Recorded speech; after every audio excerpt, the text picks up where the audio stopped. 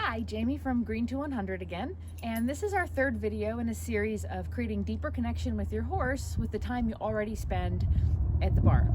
So the first one we did haltering, and the second one we worked on leading your horse for connection into the barn, and today we're going to talk about grooming. So let's go. So we're here in the barn with Khaleesi, and I want to talk a little bit about my grooming setup. And I know a lot of people tie their horse to groom and tack. Sometimes I'll do that. Some people use cross ties. That I never use on my horses. They don't have any choice at all when they're in cross ties.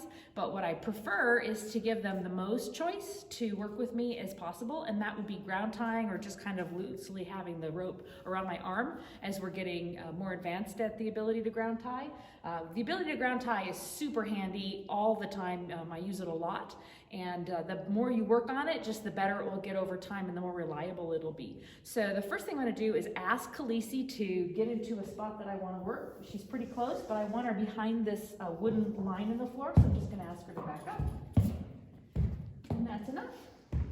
So as I'm working with her right now, I'm going to use that line on the ground as a visual for me to know that if she passes that line, I'm going to correct her and ask her to come back.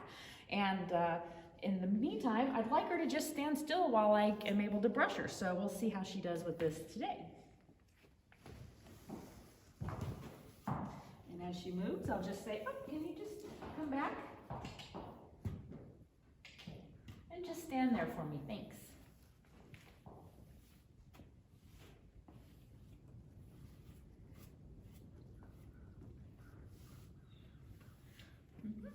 And then as I change sides, you should also know you're changing eyes for the horse. And that is an important thing to just be aware of when you do it and who's making the choice. So right now I'm gonna change eyes with her. And so I'm gonna come around front.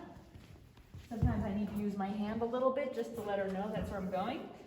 And I'll give her a little brush on this side.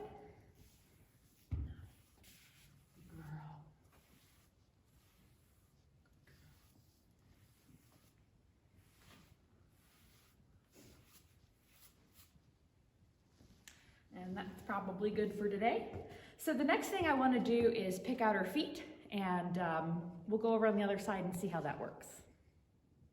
So in order to pick out her feet, the system that I have in place is the first thing I'll do is I'll face away from her front, and as I kneel, she knows that I'm going to look at the foot. I want to hold the foot from the toe like this as I reach in here and not clean out what's kind of gotten in there through the night. And the reason I always do it from this direction is because there's also going to be times when I will want to just check the leg, and I don't want her to keep lifting the foot up to give it to me if I want to actually check the leg. And I'll release gently, but it's her job to kind of be in control of her feet. The difference would be if I want to take a look at the actual leg itself, I'll do it from this direction. And as I reach down and kind of touch the leg, I would like for her to allow me to do that without trying to give me her foot.